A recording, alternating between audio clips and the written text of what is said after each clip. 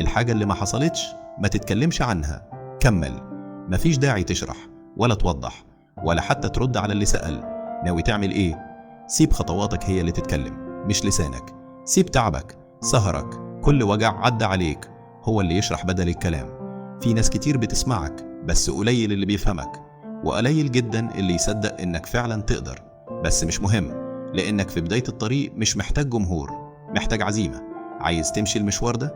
جهز قلبك مش بس رجليك.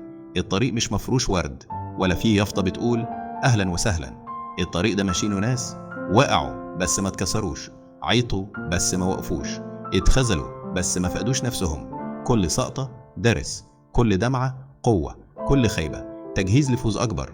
محدش هينتظرك ومحدش هيسفق لك وانت لسه في أول السطر.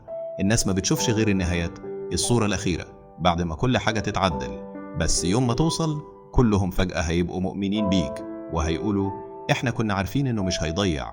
بس لازم تبقى فاهم، الحكاية لسه ما خلصتش، لسه في فصل ناقص.